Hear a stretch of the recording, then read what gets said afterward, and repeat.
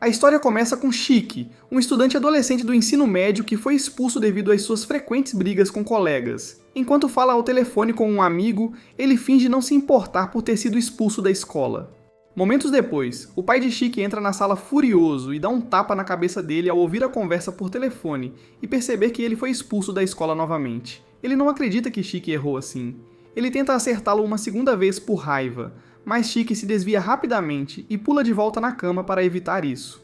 Depois de se acalmar, o pai dele ainda exige uma explicação de Shiki sobre sua expulsão. Ele também pergunta como Shiki obteve todas as armas guardadas em seu quarto, enfatizando que eles possuem uma loja de bebidas, não um arsenal. Finalmente, ele adverte Shiki a mudar seu comportamento antes que isso destrua seu futuro. Mas Shiki não gostou dessas palavras e retruca para seu pai, gritando que está feliz por não serem parentes de sangue porque ele nunca gostaria de se tornar como ele. Essas palavras finais machucaram profundamente. E Shiki percebe que foi longe demais no momento em que as palavras saem da sua boca. Antes que qualquer um deles pudesse dizer mais alguma coisa, o telefone toca no andar de baixo na loja de bebidas que o pai de Shiki administra. Ele vai atender e fica surpreso ao ouvir alguém fazendo um grande pedido de cerveja. Como ele normalmente não tem muito trabalho, ele está mais do que feliz em aceitá-lo. Ele entra no carro para entregar a encomenda e assim que Shiki percebe ele indo embora, começa a murmurar, lamentando como os eventos se desenrolaram. De repente, um estrondo alto ecoa do lado de fora de seu quarto, e antes que ele perceba, uma névoa negra o envolve como uma corda, arrastando-o para a rua. Shiki está atordoado pela queda, mal entendendo o que está acontecendo quando um homem misterioso da fumaça aparentemente o reconhece. Do nada, um carro bate no homem, prensando-o contra a parede. Como o homem está inconsciente, o pai de Shiki grita para ele pular agora. Sem hesitação, Shiki pula no carro do seu pai. Mas assim que as coisas parecem ter se acalmado, ele tem algumas perguntas. Primeiro, ele exige saber por que um cara qualquer acabou de arrastá-lo para a rua e, mais importante, por que seu pai agiu tão casualmente ao atropelar o cara como se não fosse nada demais. O pai de Shiki insiste que uma pessoa como Samidari não seria morta por um mero acidente de carro. Ainda confuso, Shiki luta para processar tudo, até que seu pai finalmente revela a verdade. Ele explica que Shiki é descendente de um Oni, enquanto Samidari vem da linhagem de Momotaro. É por isso que Samidari está tão determinado a caçá-lo. Shiki está muito chocado para responder, e embora haja muito mais a explicar, seu pai não tem tempo para elaborar. Samidari já os alcançou. Uma névoa negra e rasteira envolve o carro, fazendo com que ele funcione mal. Sem outra escolha, o pai de Shiki para em uma fábrica abandonada nas proximidades, desesperado para escapar antes que o carro pare completamente. Depois que eles saem, Shiki olha para trás e vê o carro completamente engolfado pela mesma névoa negra estranha. Mas antes que ele possa perguntar o que é, o carro explode de repente em uma enorme bola de fogo. Em meio a todo o caos, o pai de Shiki desvia o olhar por apenas um momento, e nesse breve instante Samidari consegue levar Shiki. Dentro da fábrica, Samidari prende Shiki no ar usando sua névoa negra em forma de teia de aranha. Quando Shiki pergunta o que está acontecendo, ele responde friamente que qualquer um com sangue de Oni é apenas uma praga que precisa ser eliminada. Com isso, Samidari se prepara para acabar de vez com Shiki, mas antes que Samidari possa atacar, o pai de Shiki chega para detê-lo. Ao intervir, ele revela que as histórias de Momotaro e os Oni são reais, e que seu conflito tem ocorrido há milhares de anos. Com o tempo, os descendentes de Momotaro continuaram a missão de erradicar os Oni, o que levou à criação da agência Momotaro.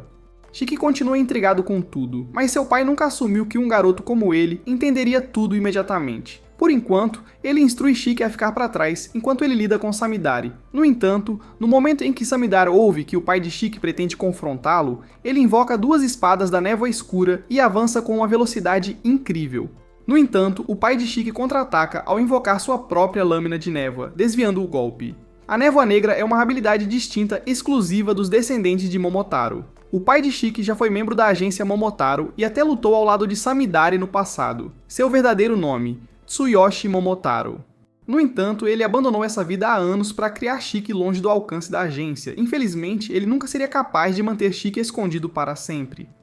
Samidari então questiona Tsuyoshi, perguntando se ele esqueceu o quão perigosos os Oni realmente são. Mas Tsuyoshi não tem interesse em discutir isso. Sua única preocupação agora é manter Shiki seguro. Tsuyoshi consegue se defender contra Samidari por um tempo, mas eventualmente Samidari encontra uma abertura e corta seu peito rapidamente. Tsuyoshi cai no chão, inconsciente, deixando Shiki horrorizado com o que acabou de ver. Shiki grita com Samidari por machucar seu pai. Samidari então volta seu foco para ele, pronto para acabar com tudo. Mas quando ele avança, Tsuyoshi, usando suas últimas forças, agarra a perna de Samidari para impedi-lo de alcançar seu filho. Samidari exige saber por que Tsuyoshi arriscaria tanto para proteger uma criança com sangue de Oni, mas Tsuyoshi responde que um pai não precisa de razão para proteger seu filho. Ele reconhece que Shiki pode não ser a melhor pessoa, e sim, ele tem sangue de Oni, mas ele nunca machucou ninguém. Com isso em mente, Tsuyoshi desafia Samidari, perguntando como ele poderia justificar matar uma criança. As palavras de Tsuyoshi cortaram fundo, despertando a culpa que Samidari tem carregado ultimamente, mas ele se recusa a ouvir mais. Ele invoca sua espada, pronto para derrubar Tsuyoshi. Shiki não pode fazer nada além de assistir em desespero enquanto seu pai enfrenta a morte nas mãos de Samidari, e a única coisa que passa pela mente de Shiki é um desejo avassalador de matar Samidari. Sangue começa a escorrer de cada parte do corpo de Shiki enquanto sua mente é consumida por puro ódio. Quando Samidari olha para trás, Shiki desapareceu. De repente, Samidari ouve o som de várias armas sendo engatilhadas bem ao lado de sua cabeça. Assustado, ele instintivamente pula para trás, mal desviando do ataque, mas ainda não tem ideia do paradeiro de Shiki. Naquele momento, uma gota de sangue atinge o chão. Samidari olha para cima, apenas para ver Shiki agarrado ao teto. Ele fica surpreso que Shiki conseguiu desbloquear seus poderes Oni e manipular seu próprio sangue tão rapidamente. Mas o verdadeiro terror está no que essas habilidades significam, a perda da humanidade. Sem ela, os Oni são completamente implacáveis e Shiki não é exceção. Samidari ergue sua espada, preparando-se para o próximo movimento de Shiki. Mas quando Shiki começa a lançar mísseis de sangue nele, Samidari rapidamente percebe que está em desvantagem e começa a recuar. Ele consegue sair da zona de explosão a tempo, mas a luta está longe de terminar. Shiki atravessa a fumaça e dá um chute poderoso que manda Samidari voando para os escombros. Shiki então se aproxima de Samidari e desencadeia uma devastadora chuva de tiros. Todo o armazém é destruído no caos, mas de alguma forma Samidari sobrevive ao ataque. Ainda mais inesperadamente, Shiki volta à sua forma humana. Confuso, ele olha para si mesmo, perplexo com o sangue cobrindo seu corpo. Uma reação típica, pois ele não tem memória do que aconteceu durante sua transformação. E Samidari planeja aproveitar a confusão para acabar com Shiki antes que ele se transforme novamente. Ele começa a atacar Shiki, repetindo que todos os Oni devem ser eliminados sem exceções. Shiki ainda não consegue controlar essa transformação à vontade, então ele é praticamente o inútil.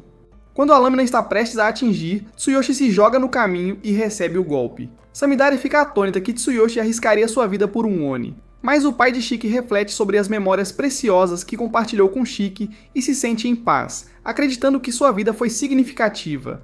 Cansada pela batalha e ciente de que seu confronto está atraindo atenção indesejada, Samidari decide recuar. Para proteger o sigilo da agência Momotaro, ele desaparece em uma nuvem de névoa negra. Depois que Samidari desaparece, Tsuyoshi cai nos braços de Shiki e fica profundamente preocupado. Ele rapidamente diz que vai chamar ajuda, mas Tsuyoshi o impede, explicando que agora ninguém pode ajudá-lo.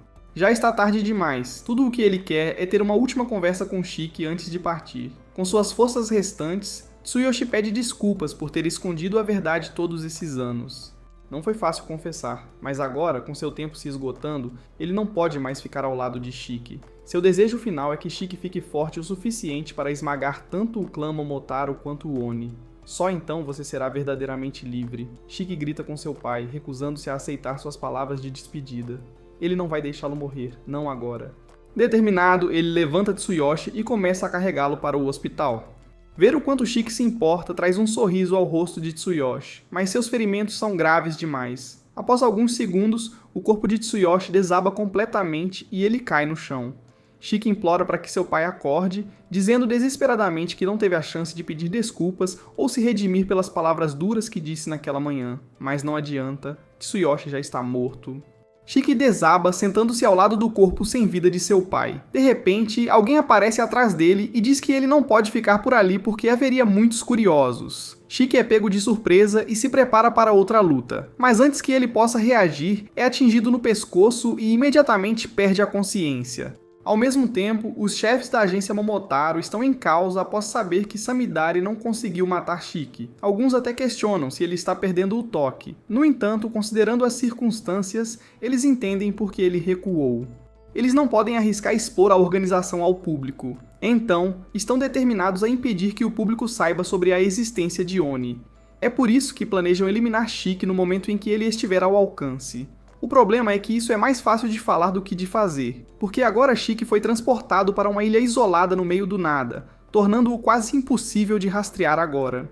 O plano é matricular Shiki em uma escola cheia de outros Oni como ele, para que ele possa desenvolver adequadamente suas habilidades. Mas antes de tudo, Naito deve conduzir uma avaliação detalhada para determinar se Shiki realmente vale o esforço. Mesmo assim, o diretor avisa Naito para garantir que nenhum deles morra antes de estarem totalmente treinados e prontos para a batalha. Algum tempo depois, Shiki recobra a consciência e percebe que está amarrado a uma cadeira, enquanto o homem atrás dele se exercita casualmente usando seu guarda-chuva. Estranhamente, isso nem chega perto da coisa mais aleatória que Shiki já encontrou. O homem se apresenta como Naito, e agora que Shiki está acordado, ele diz que é hora de explicar tudo. Primeiro, ele mostra seus chifres para provar a Shiki que ambos são Oni. Depois, ele explica que Shiki foi trazido lá por dois motivos: avaliação e recuperação. Como Shiki sabe, a agência Momotaro usa a névoa negra para caçar Onis como eles. A pessoa que matou o pai de Shiki fazia parte desta organização, cuja missão final é erradicar todos os Oni do mundo. Para contrariá-los, a agência Oni foi criada e o papel de Naito é localizar Oni recém-despertados como Shiki e determinar se eles são adequados para se juntar. Isso é essencialmente tudo o que há para dizer. Com isso, Naito pega sua prancha e solta as amarras da boca de Shiki para que ele possa falar e fazer perguntas. Assim que Shiki recupera a capacidade de falar, ele instantaneamente começa a gritar com Naito, exigindo respostas sobre o paradeiro de seu pai. Irritado com toda a gritaria, Naito reduz alguns pontos da avaliação de Shiki e explica que o corpo de seu pai está armazenado com segurança. No entanto, ele acrescenta de forma direta que não importa muito, já que o homem já está morto. Shiki está lutando para se soltar, mas esse comportamento agressivo é exatamente o motivo pelo qual Naito o prendeu desde o início, então não há chance de ele o soltar agora. Shiki está furioso, mas percebe que gritar não vai adiantar. Shiki leva um momento para se recompor e calmamente pede a Naito para deixá-lo ir, dizendo que tem assuntos pendentes com o cara que matou seu pai. Mas, mesmo que sua voz esteja firme, a raiva ainda está estampada em seu rosto, então Naito nega seu pedido. Além disso, ele sabe que Shiki não teria chance contra um agente Momotaro de qualquer maneira. Mas se Shiki está tão determinado a jogar sua vida fora, Naito acha que há uma maneira melhor de avaliá-lo. Ele tira a gravata e, antes que Shiki possa sequer reagir, Naito aparece atrás dele e começa a estrangulá-lo com ela. O teste é simples. Shiki precisa escapar de alguma forma. Se ele falhar, ele morre. Qualquer resultado é aceitável para Naito. Shiki não vai deixar que um estranho tire sua vida. Ele luta desesperadamente, mesmo quando o sangue começa a encher seus olhos. Mas no final ele desmaia. Naito está pronto para sufocar a vida dele de vez, mas quando Shiki desmaia, seu subconsciente assume o controle, desencadeando seu estado Berserker Oni. Sangue no chão de repente forma pontas afiadas, forçando Naito a recuar. No momento em que ele desvia o olhar, Shiki invoca uma metralhadora e aponta diretamente para ele. Shiki puxa o gatilho sem pensar duas vezes, mas quando a fumaça se dissipa, Naito continua intocado, protegido por seu guarda-chuva. Está claro para ele que Shiki ainda não dominou suas habilidades. A única maneira de lutar é perdendo o controle e ficando descontrolado. Ainda assim, Naito vê isso como o momento perfeito para lhe ensinar uma lição, então ele tenta conter Shiki da forma mais gentil possível.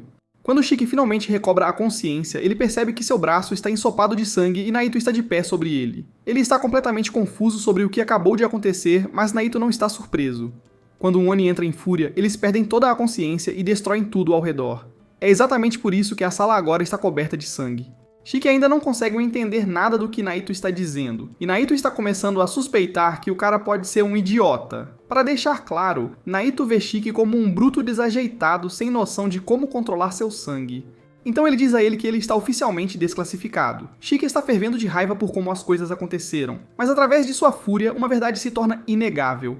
Naito está em outro nível. Não há como Shiki derrubá-lo sozinho. Admitir isso fere seu orgulho, mas se ele quiser enfrentar a agência Momotaro e vingar seu pai, precisará de toda a ajuda que puder obter. Shiki engole seu orgulho e abaixa a cabeça, implorando para que Naito o aceite como aluno. Mas Naito já teve o suficiente dele e o rejeita imediatamente. Em uma luta de verdade, avançar sem pensar é uma sentença de morte. E alguém como Shiki, que perdeu o controle e ficou furioso, não sobreviveria muito. Ele não sabe controlar o próprio sangue. E francamente, ele é apenas um idiota. Naito não tem interesse em perder tempo. Tempo com um estudante sem esperança como aquele. Agora que Naito percebeu que Shiki não vale nada, ele não pode se dar ao luxo de deixar um berserker incontrolável vivo e deve eliminá-lo. Shiki fica chocado com as palavras de Naito, mas com base no que sabe sobre ele, entende que a ameaça é real. Se ele quiser viver, terá que agir rápido. Shiki se vira e corre enquanto Naito invoca seu guarda-chuva de sangue, mas ele sabe que não há como escapar antes que o ataque atinja. Então, em vez disso, ele avança direto para ele. Naito acha que o cara deve ter enlouquecido. Não há como Shiki vencer em um confronto direto. Para detê-lo, Naito invoca uma parede de espinhos e rapidamente analisa todos os movimentos possíveis que Shiki poderia tentar. Ataque pelo lado, pular ou recuperar, porque não há como passar pelos espinhos.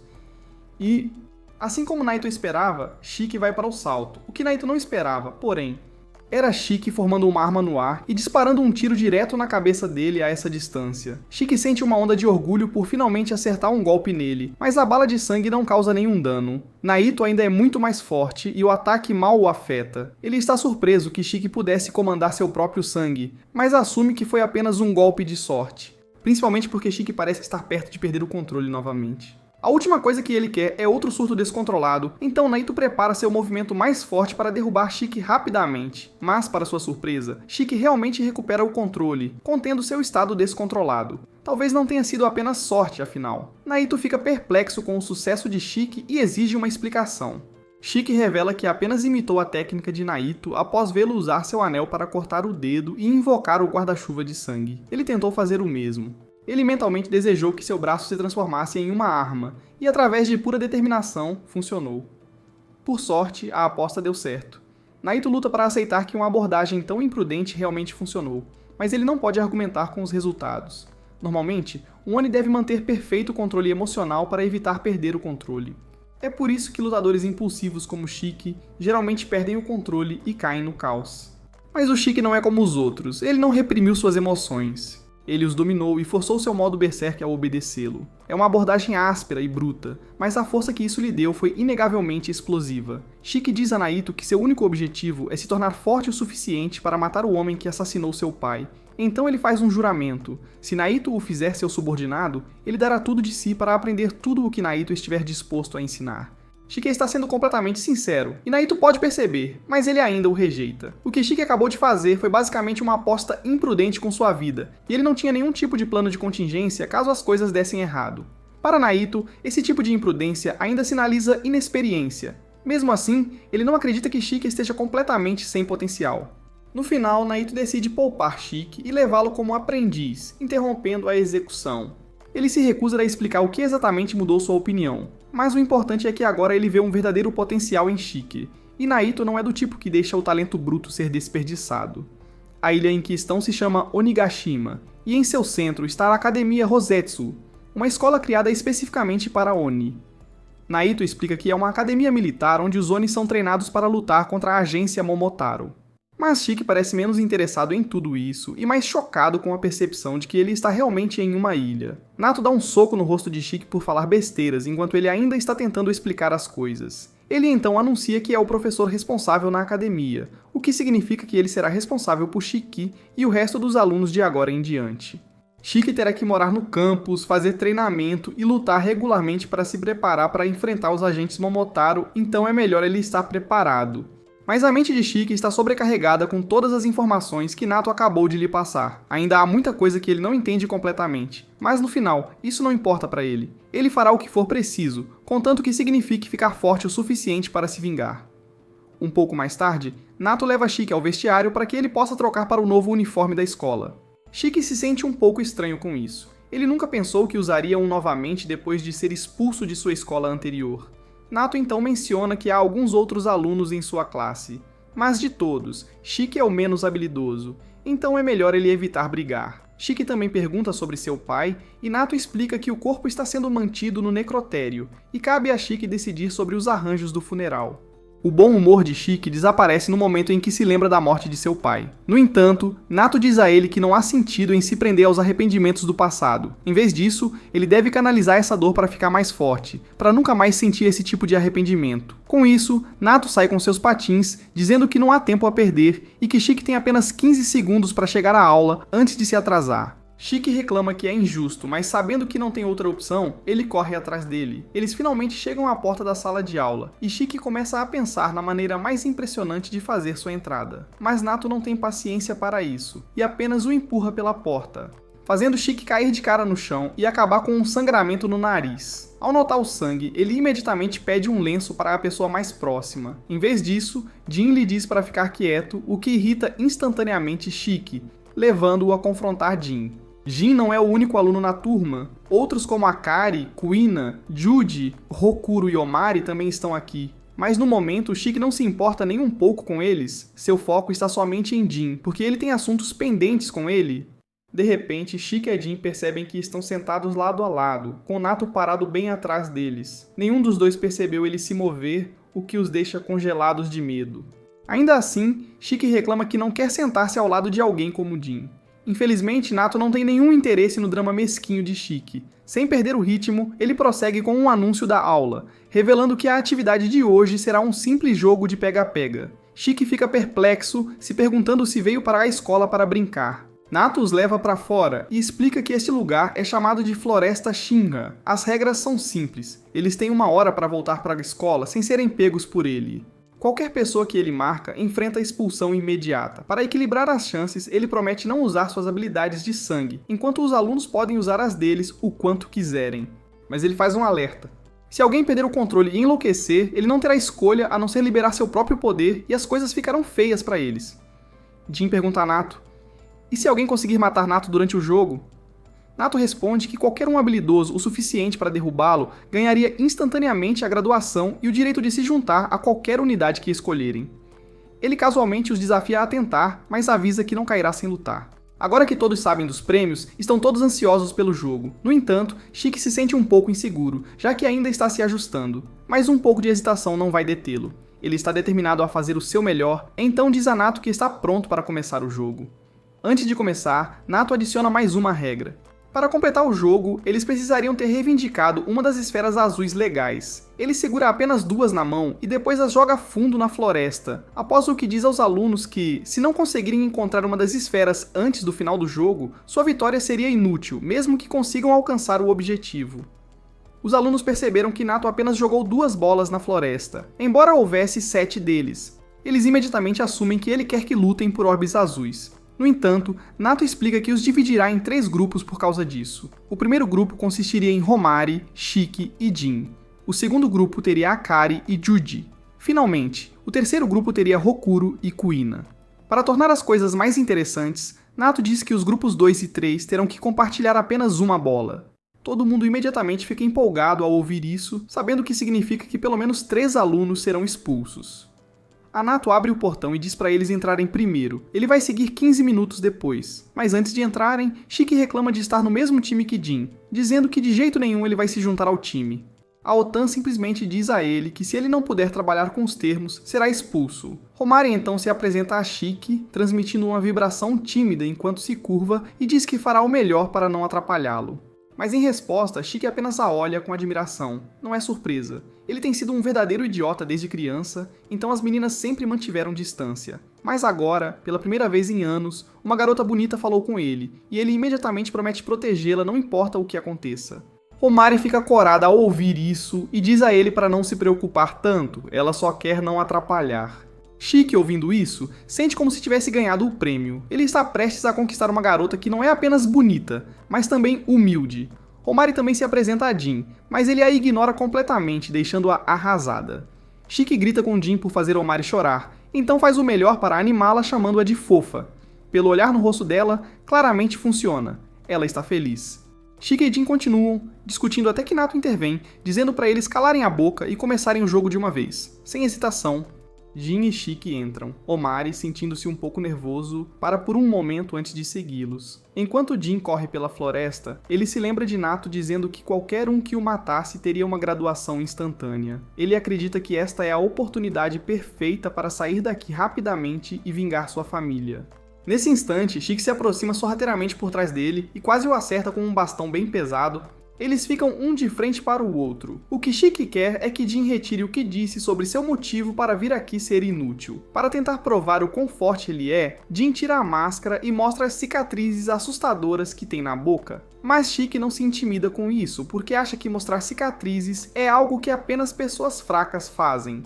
Então, Jin rasga seu braço e 3 motosserras de sangue giratórias emergem. Os olhos de Shiki se arregalam de surpresa, enquanto ele se pergunta como Jin está controlando seu sangue Oni com tanta facilidade. Jin percebe que Shiki está intimidado por isso. Ele diz a Shiki para simplesmente correr se estiver com medo. É então que ele descobre que Shiki veio até aqui para vingar seu pai falecido. Por isso, Jin apenas acredita que eles nunca se entenderão.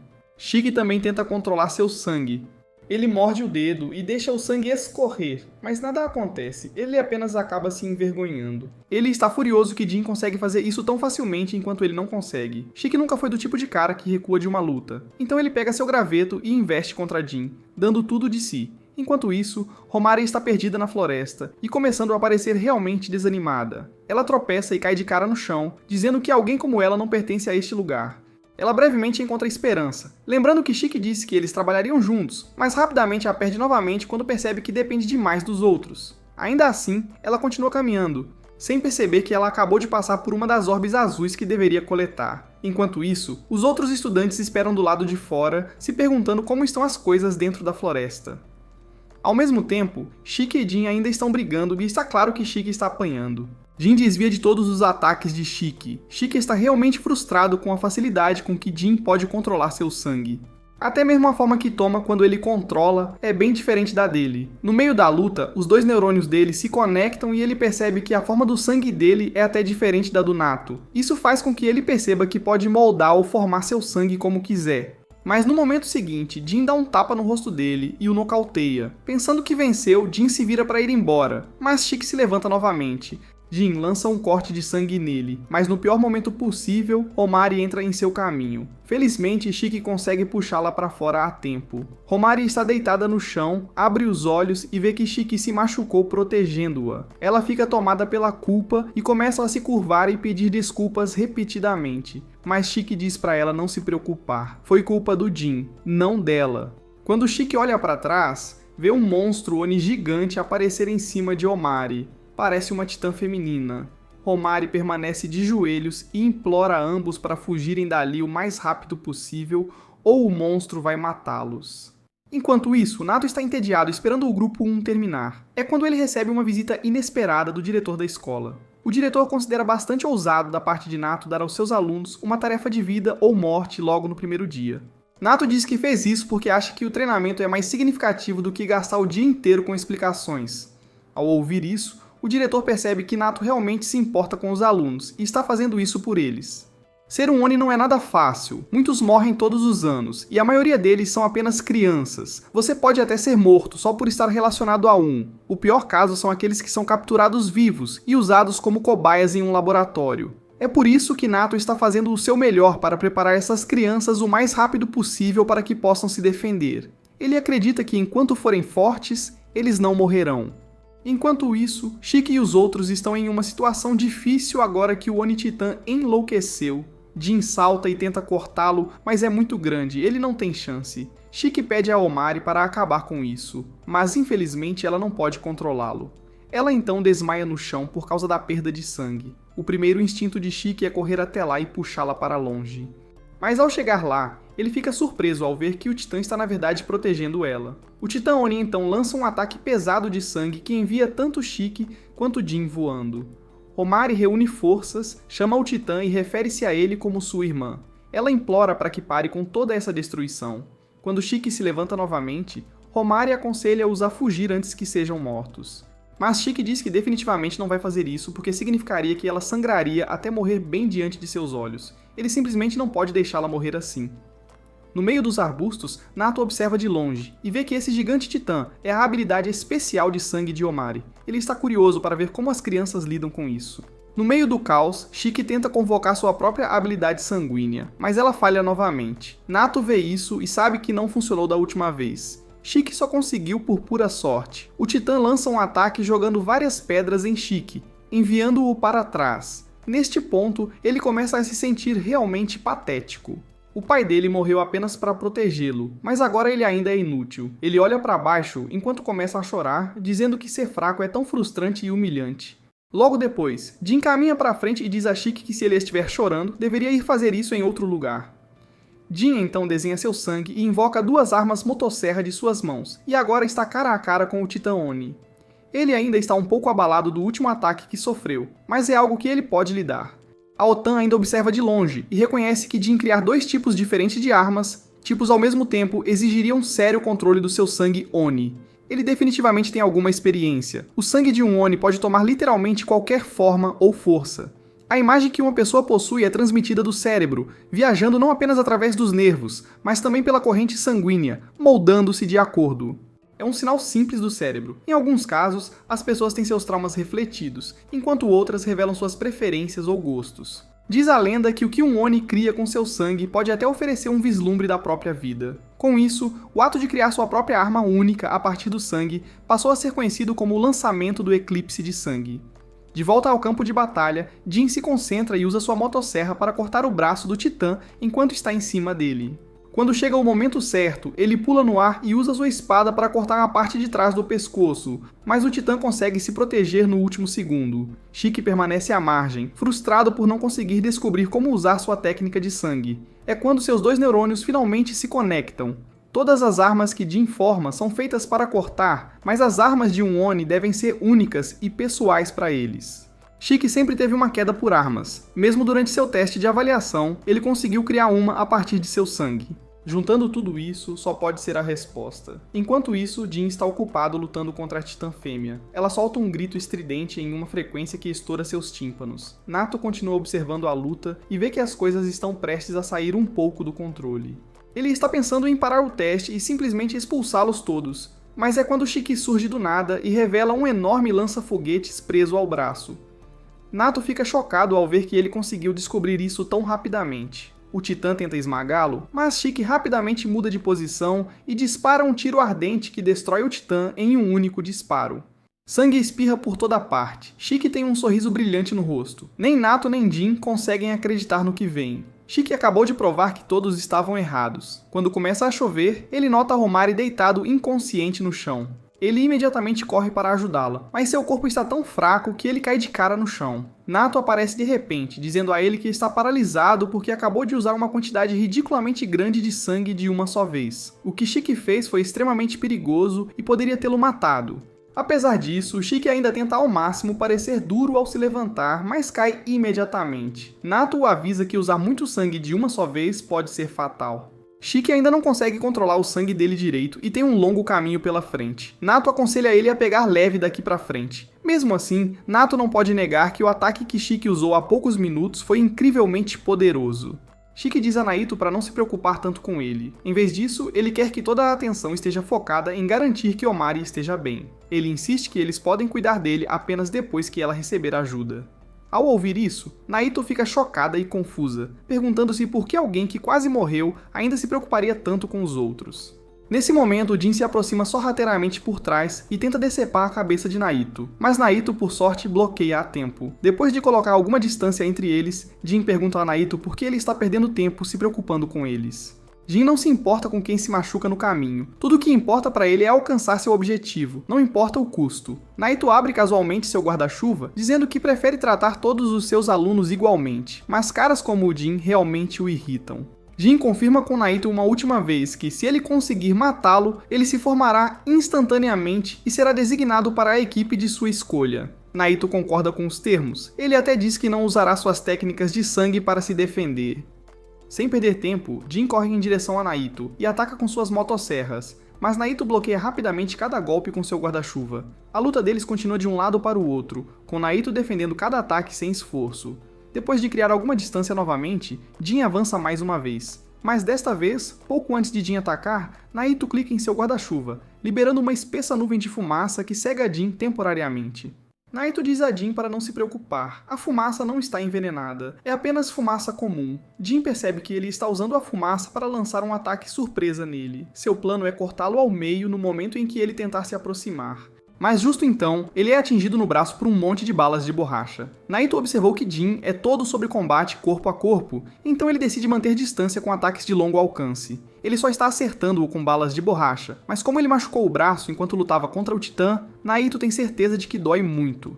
No entanto, Jin ainda tem mais uma carta na manga. Ele libera seu novo lançamento Blood Eclipse e lança várias lâminas giratórias em Naito.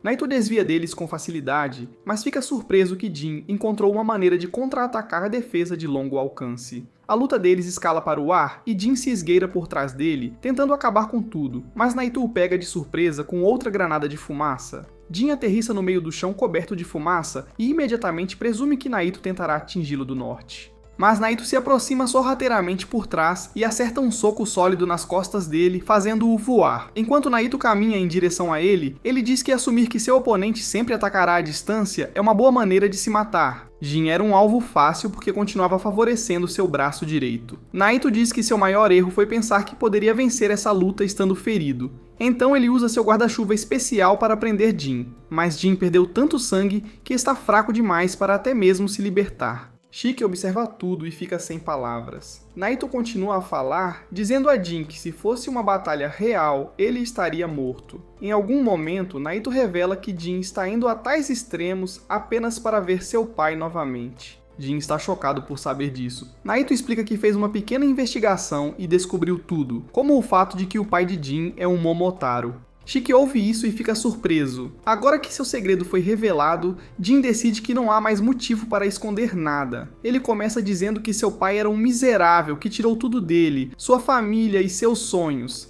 As cicatrizes por todo o corpo de Jin são lembranças dolorosas esculpidas nele por seu pai, e o ódio que ele sentiu desde a infância nunca se desfez. Quando criança, ele mal sobreviveu, vivendo de restos que encontrava em lixeiras de rua. Agora, o único propósito que o impulsiona é matar seu pai, só então ele se sentirá completo.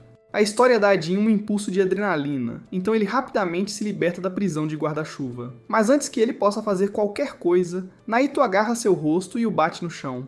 Ele diz a Jin para usar o cérebro pela primeira vez. Não faria sentido para ele morrer tentando alcançar seu objetivo, então é melhor ele viver por seu objetivo. E se ele não entender isso, ele definitivamente vai acabar morto um dia desses. Pouco tempo depois, toda a situação se acalmou, então Naito está agora ao telefone com seu assistente e pede para a enfermeira da escola ir lá o mais rápido possível. Omari não está em forma para continuar o desafio. Enquanto Jin também foi totalmente contido, isso deixa Shiki como o último do grupo. Enquanto ele reúne forças para se levantar, Naito diz que ele ainda tem 5 minutos e 42 segundos para completar o desafio. Mas aqui está a reviravolta. Naito já encontrou uma das esferas azuis, então Shiki agora tem duas opções. Ou encontra a última em 5 minutos e chega ao objetivo, ou luta com ele e pega a esfera. Shiki nem pensa e simplesmente foge o mais rápido que pode. E embora Naito esteja decepcionado, ele ainda o persegue. Enquanto isso, Jin fica ali sozinho. Mas então ele olha para os arbustos e fica surpreso ao ver Shiki saindo deles. Shiki se coloca na frente dele e se oferece para ajudá-lo, mas apenas com a condição de que ele trabalhe com ele. Shiki sabe que não há como ele derrubar Naito sozinho. Jin ouve isso e imediatamente recusa, dizendo que seria extremamente humilhante para ele ser salvo por ele. Shiki se agacha e fala com Jin para ele deixar o orgulho de lado e focar no objetivo que ambos estão tentando alcançar. Em uma tentativa de se comunicar com Jin, Shiki menciona que o pai dele também costumava ser um Momotaro. Então, se você pensar bem, eles não são tão diferentes assim. Enquanto isso, Naito está ocupado procurando por Shiki em toda a floresta, mas parece que não consegue encontrá-lo. Isso faz com que ele se pergunte se talvez devesse ter voltado. É quando ele avista Shiki correndo abaixo dele através do caminho na floresta. Ele pousa na frente dele, fazendo Shiki parar abruptamente, e neste ponto, Shiki começa a suar, porque acha que está encrencado. Mas é quando Jin pula de uma árvore próxima e lança um ataque surpresa. Nato desvia rapidamente, mas fica genuinamente surpreso que os dois realmente conseguiram se unir. Apesar de tudo, ele está confiante de que pode lidar com ambos. Mas então, Jin inesperadamente joga uma corda, e juntos eles a usam para amarrar e apertar ao redor de Nato. Nato fica sinceramente impressionado com a coordenação deles. Ele até pensa que o plano deles poderia ter funcionado se não estivessem tão exaustos. Shiki sente que esta é a oportunidade perfeita para ele. Ele corre em direção ao Nato e bate na esfera, fazendo-a cair no chão. Neste momento, vários pensamentos estão passando pela cabeça de Nato. Eles têm pouco menos de 3 minutos para terminar o jogo, então se começarem a correr agora, um deles conseguiria voltar. No entanto, se Jin pegar a bola e correr, Shiki provavelmente irá atrás dele e tentará roubá-la, criando a abertura perfeita para Atan entrar e retomar. Mas para surpresa de todos, Shiki esboça um sorriso brilhante e encoraja Jin, dizendo-lhe para pegar a bola e correr. Sem hesitar, Jin pega a bola e corre em direção à linha de chegada o mais rápido que pode. Enquanto Jin foge, Shiki provoca Nato achando que acabou de vencer, mas Nato estraga a comemoração ao dizer que se Jin marcar com a bola daquele jeito, ele seria o único a passar e qualquer outro que falhasse seria expulso. Shiki não consegue acreditar em quanto idiota ele foi. Ele cai de joelhos e só pode começar a se arrepender. Vendo isso, a Otan pode perceber que Shiki é o tipo de cara honesto que age de acordo com o que está bem na sua frente, sem pensar no custo ou benefício. Enquanto isso, Jin corre em direção à linha de chegada a toda velocidade, tendo em mente que se continuar correndo a esse ritmo, ele mal chegará a tempo. Mas é nesse momento que ele tem alguns flashbacks de como Shiki o ajudou, e até o apoiou mesmo quando claramente não deveria ter feito isso. Isso faz com que Jin tenha uma mudança repentina de ideia, então ele se vira e corre de volta para eles. No entanto, ele diz a Shiki para não ter a ideia errada. Ele só está fazendo isso porque não quer se sentir em dívida com ele. Ele prefere ser expulso e terminar seu objetivo sozinho do que se sentir em dívida com ele. Assim que está prestes a entregar a esfera a Shiki, um pequeno ser mágico vermelho surge do nada e para. Jin e Shiki não fazem ideia do que é a criatura, então eles apenas param e a observam. Nato então explica que é Muko, um mensageiro anta de alta velocidade da Boku Express. Sua principal função é entregar mensagens instantaneamente sem deixar rastros. Nato começa a se sentir desconfortável. Se Muku veio até aqui, provavelmente significa que há uma situação urgente. Ele toca na mensagem gravada nas costas de Muku, e todos ouvem que a filial de Kyoto da agência Oni está sendo atacada pela agência Momotaro. Eles estão pedindo reforços imediatos. Enquanto isso, os outros alunos esperam do lado de fora do campo de treinamento. Já faz mais de 1 hora desde que o teste começou, e eles começam a se perguntar por que ninguém saiu ainda. Poucos segundos depois, eles finalmente os veem emergindo, mas rapidamente percebem que Omari não está com eles, então perguntam imediatamente onde ela está. Nato explica que ela usou muito do seu sangue e ficará fora de ação por alguns dias. Deixando isso de lado, Nato informa que o teste de treinamento físico está cancelado. A filial de Kyoto da agência Oni enviou um pedido de emergência por reforços, e Nato diz que todos irão imediatamente para lá como reforço. Cerca de 1 hora depois, eles partem em um navio de cruzeiro luxuoso em direção à sede da agência. Shiki passa seu tempo em frente a um espelho tentando fazer seus chifres de Oni desaparecerem. Depois de vários minutos de intensa concentração, ele finalmente consegue e fica muito animado. Ele corre para contar a Akari, mas casualmente lembra a Shiki que todo mundo aqui já pode fazer isso, então não é exatamente uma grande coisa. Nato está ocupado cultivando aura, fazendo flexões com um dedo enquanto dizia aos seus alunos que, embora eles estejam indo para o local atacado com ele, eles não irão lutar, eles apenas farão tarefas de apoio. Os alunos gemem de decepção, dizendo que querem estar na linha de frente. Nato responde dizendo que o trabalho de apoio que eles farão na verdade é bem legal. Ele explica que cada município tem pelo menos uma unidade da agência Oni estacionada nele. Essas unidades têm 2 principais responsabilidades. Primeiro é a unidade de batalha, que luta na linha de frente quando o Momotaro ataca. A segunda unidade é a unidade de apoio, uma equipe que ajuda os Oni que vivem entre os humanos. Eles protegem Oni que não têm família ou apoio e ajudam com seus problemas do dia a dia. E como os Oni não podem visitar médicos normais, eles também fornecem cuidados de saúde física e mental. Sempre que eles lutam contra o Momotaro, os alunos também são responsáveis pelo resgate e apoio médico. É por isso que estão sendo designados para a unidade de apoio. Shiki fica frustrado quando ouve isso. Lutar na linha de frente teria sido uma chance para ele se tornar mais forte. Ele até se pergunta se o cara que matou o pai dele pode estar lá, e a única maneira de descobrir é chegando lá primeiro. Finalmente, Nato acrescenta que a agência Momotaro tem várias filiais regionais, e a que está em Kyoto é especialmente formidável. Logo depois, Nato e seus alunos chegam ao destino. Nato diz que planeja levá-los à área subterrânea embaixo do templo Iriuda, mas todos ficam confusos quando o grupo para em frente ao que parece ser um restaurante comum. Uma senhora então levanta a cortina na entrada e diz que estava esperando por eles. Ela então os leva para sua sala de estar, onde revela a passagem subterrânea secreta que passa diretamente por baixo do templo Iriuda. Em outro lugar, vemos Tsubakiri, o capitão da agência Momotaro, que acabou de massacrar uma unidade inteira de Oni com a ajuda de seu fiel vice-capitão Yomogi. Yomogi está meio chateado porque Tsubakiri exagerou um pouco ao lidar com os Oni. Limpar essa bagunça vai ser um verdadeiro incômodo. Mas Tsubakiri se defende, dizendo que simplesmente não consegue resistir a realizar experimentos no Oni sempre que ele aparece. Ele está um pouco chateado que desta vez só havia Onis masculinos. Ele prefere usar Onis femininos para seus experimentos porque elas têm uma maior tolerância à dor. Yomogi acha que os experimentos de Tsubakiri saíram um pouco do controle, especialmente sua última criação, um híbrido horrível de um cachorro, um macaco e um fazão. Tsubakiri admite que a criatura é realmente feia, mas insiste que é extremamente importante, porque desta vez ele conseguiu criar um devorador de Oni que caça apenas outros Oni, que é a arma biológica anti-Oni definitiva. Yomogi avisa Tsubakiri para não perder de vista o objetivo deles, que é proteger os civis e destruir Oni perigosos. Mas Tsubakiri está mais preocupado em descobrir os mistérios por trás do sangue Oni. Coisas como seu fator de cura, a maneira como ele se muta e as armas que ele permite que eles usem para fazer. Yomogi lembra Tsubakiri que ele só consegue realizar esses pequenos experimentos porque é membro da agência, então ele deveria pelo menos tentar contribuir um pouco. Tsubakiri continua a divagar sobre todas as maravilhas que poderia realizar se fosse capaz de controlar o sangue Oni. Mas o que ele não sabe é que há um pequeno menino Oni escondendo-se de medo enquanto ouve todas as coisas terríveis que acabaram de dizer. As vozes dos agentes Momotaro lentamente desaparecem, então o menino respira aliviado, pensando que acabou de escapar da morte. Mas Tsubakiri então coloca a cabeça para fora na frente dele. O garoto recua, assustado.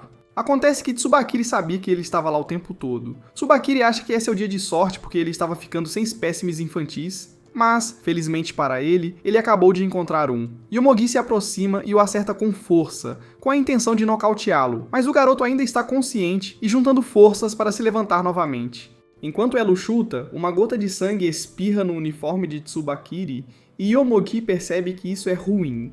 Tsubakiri então se aproxima do garoto Oni e começa a chutá-lo também, explicando que embora esteja interessado em estudar o sangue Oni, ele sente repulsa por ele.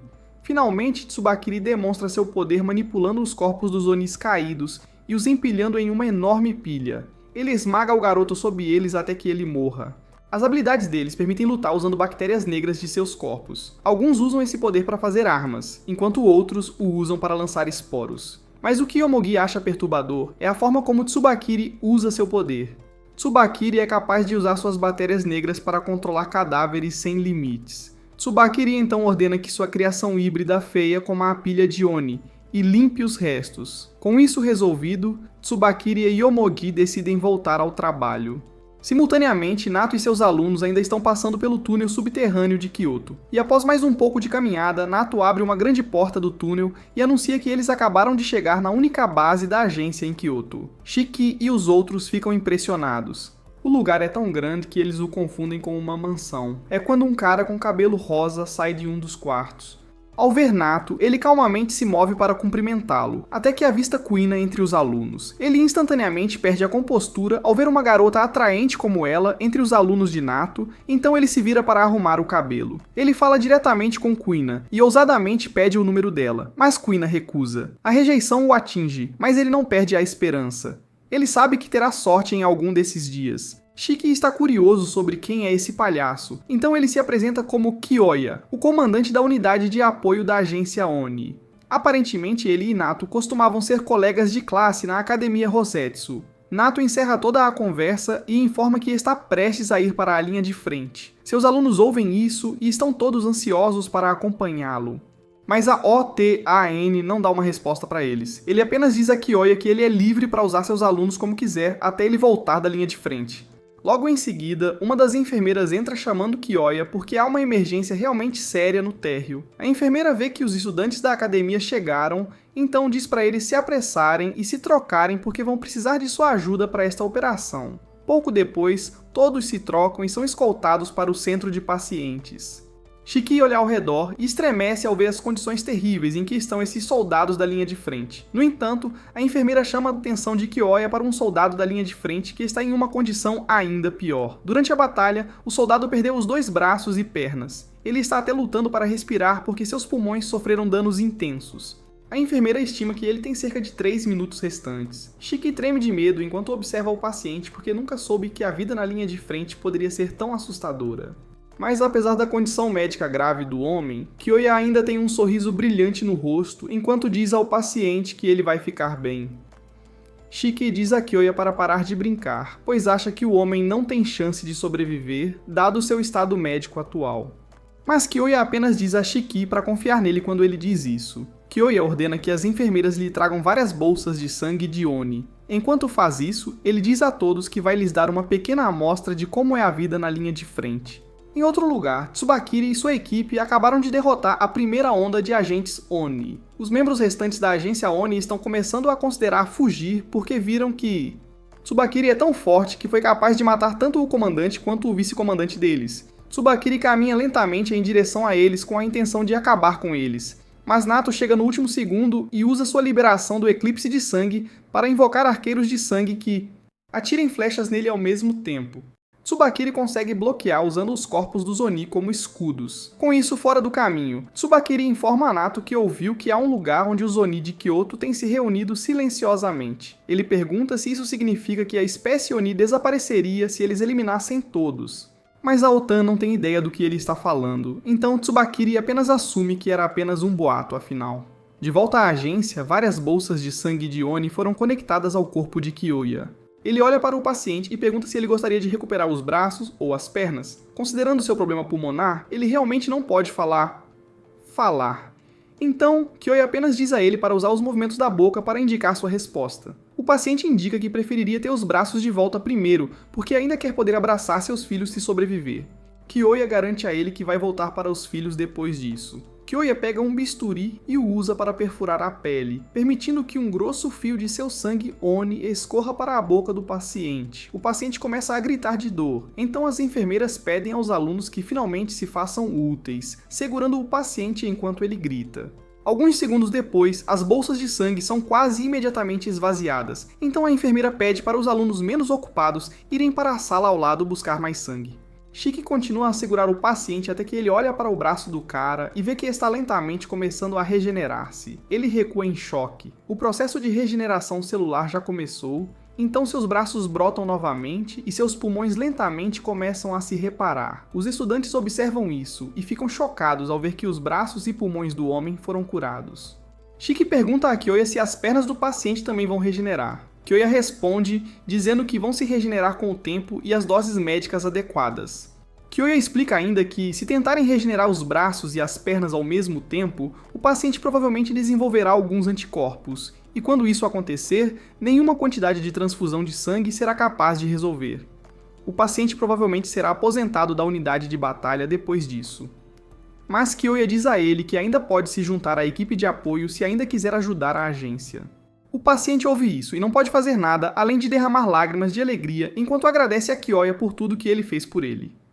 Kyoya então chama a atenção dos alunos de que nesta guerra em curso, esse paciente que ele acabou de salvar poderia muito bem ter sido qualquer um deles agora. Ele entende por que eles estão tão ansiosos para lutar na linha de frente. No entanto, ele os lembra de que aqueles que lutam contra todos os monstros perigosos na linha de frente sempre sobrevivem porque tem alguém atrás deles os mantendo seguros. Esse é exatamente o trabalho da unidade de apoio. Os estudantes agora entendem o quão legal e importante é o papel de suporte, então eles até oferecem ajuda de qualquer maneira possível. Kyoya tem o trabalho perfeito para Shiki.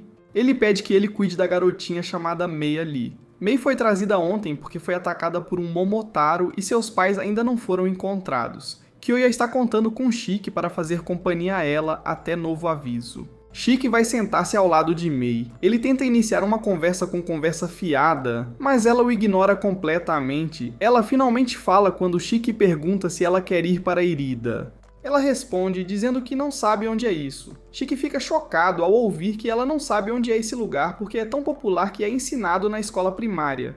Mas Shiki recebe uma explicação clara quando Mei lhe diz que ela nunca foi a uma escola. Depois disso, eles dois andam pelo corredor para ver um inteiro. Uma nova leva de agentes Oni acabou de ser morta pelo Momotaro, então seus corpos estão sendo rapidamente levados para serem devidamente descartados. Mei olha para alguns dos cadáveres enquanto eles passam, e 2 deles acabam sendo sua mãe e seu pai. Mei descobre que eles morreram durante a batalha e não pode fazer nada além de chorar em luto. De volta às linhas de frente, Tsubakiri dá um sorriso largo enquanto explica a Nato que deixou alguns cadáveres Oni para trás que estavam cobertos com suas bactérias. Ele se certificou de que fossem fáceis de encontrar e assumiu que iriam trazer os corpos de volta para a base. Em outras palavras, eles acabaram trazendo corpos para a base que Tsubakiri pode controlar quando quiser. Nato arregala os olhos em choque ao perceber isso. Tsubakiri não tem certeza se os corpos já chegaram à base, então decide fazer um pequeno teste movendo os dedos para revivê-los. De volta à agência, Tsubakiri começa a controlar o corpo do pai de Mei, fazendo-o se sentar. Mei vê isso e fica muito animada, pensando que seu pai não morreu afinal. Nos momentos seguintes, Shika e Kyoya olham para trás e veem que o pai de Mei acordou e está estrangulando a própria filha até a morte. Kyoya vê isso e instantaneamente sabe que é obra de Tsubakiri. Primeiramente, ele instrui Shiki a cobrir os olhos de Mei, e em seguida usa 2 bisturis para perfurar a cabeça dele, destruindo assim seu cérebro. O cadáver então desaba no chão. Ao lidar com casos como este, apenas cortar a cabeça não será suficiente. Você precisaria destruir o cérebro. Mei corre para o cadáver de seu pai e continua a chorar. Kyoya está ocupado sentindo pena de Mei, mas é quando ele percebe que há mais de 30 cadáveres no prédio que Tsubakiri controla. Nesse momento, a mãe de Mei agarra Shiki por trás, sufocando-o. Kyoya percebe e corre para ajudar. Mas antes que ele possa, 3 outros zumbis Oni o agarram por trás, segurando-o. Enquanto isso, as enfermeiras estão ocupadas carregando os corpos para a unidade de descarte quando os corpos de repente acordam e começam a atacar. Logo depois, uma onda massiva de zumbis Oni irrompe pela porta para a sala dos pacientes. Eles imediatamente atacam os pacientes deitados no chão, mas as enfermeiras lutam de volta o melhor que podem.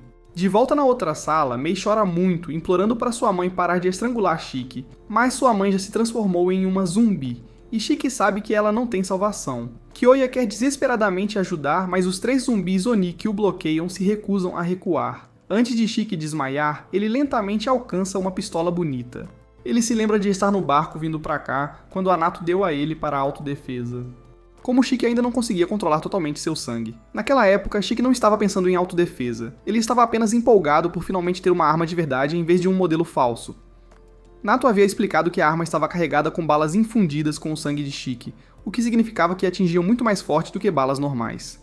Como não havia muitas balas, Nato disse a ele para usá-las apenas quando fosse realmente necessário.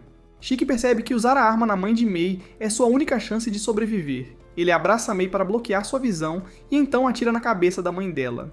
Shiki respira fundo, sentindo uma onda de alívio. Enquanto isso, Kyoya ainda está preso sob os zumbis Oni, mas Shiki o salva atirando em todos os 3 na cabeça, matando-os instantaneamente. Kyoya empurra a pilha de cadáveres de si mesmo e olha para Shiki. Eles se ajudam a levantar e Kyoya diz a ele que cuidará de levar os pacientes para um lugar seguro, enquanto Shiki assume o comando para lidar com os zumbis Oni, no corredor principal. Enquanto isso, os pacientes estão a segundos de se tornarem comida de zumbi, até que Akari entra em cena, salvando-os no último momento ao acertar os zumbis com socos fortes no rosto. Os outros alunos se juntam à luta, defendendo-se, mas depois de um tempo, eles percebem algo estranho. Não importa quantas vezes eles atinjam os zumbis, as criaturas simplesmente não ficam no chão. Jin parece preocupado, claramente se perguntando o que devem fazer em seguida. É então que Shiki grita de repente, dizendo a todos que a única maneira de derrotar os zumbis é com tiros na cabeça. Qualquer golpe em outra parte do corpo não os matará. Ouvindo isso, Gin rapidamente usa sua técnica de eclipse, jogando 3 shurikens de sangue diretamente nas cabeças dos zumbis. Exatamente como Shiki disse, eles caem instantaneamente, mortos para sempre. Os outros veem isso e agora estão convencidos de que é assim que precisam lutar. Com isso resolvido, Kyoya ordena que a unidade de apoio foque em evacuar os pacientes e prevenir mais baixas. Shiki continua disparando sua pistola, derrubando vários zumbis de uma vez, embora o ato o desgoste. Matar tantos corpos parece errado. Alguns estudantes anunciam que vão ajudar na evacuação, mas Akari responde irritado, dizendo que não há necessidade de falar. Apenas vão e façam. Eles entendem a dica e partem, enquanto Akari fica para trás, mantendo-se firme contra os mortos-vivos. Enquanto isso, Shiki começa a se sentir cada vez mais inquieto. Cada zumbi que ele atira já foi alguém importante para alguém. Essas eram pessoas inocentes, mas aqui ele está disparando balas neles quando seu verdadeiro inimigo deveria ser o Momotaro. O pensamento disso só faz seu sangue ferver. Kyoya ordena aos enfermeiros restantes que levem todos os pacientes para um lugar seguro, enquanto Shiki e os outros continuam segurando os zumbis. Enquanto isso, Tsubakiri e Nato estão prestes a se enfrentar. Nato avança primeiro, mas Tsubakiri bloqueia empurrando 3 zumbis Oni na frente dele como um escudo. Nato mantém a calma até que o animal de estimação de Tsubakiri surge de repente, atacando-o. Nato desvia por pouco no último segundo, e no processo, os 3 zumbis Oni são atingidos, o sangue deles espirrando na parede. Nato olha para eles com um olhar frio e impassível. Tsubakiri sorri e diz que ele deveria estar feliz. Afinal, os zumbis Oni estão sendo eliminados. Depois disso, Nato diz aos outros para voltarem ao ponto de evacuação enquanto ele cuida de Tsubakiri.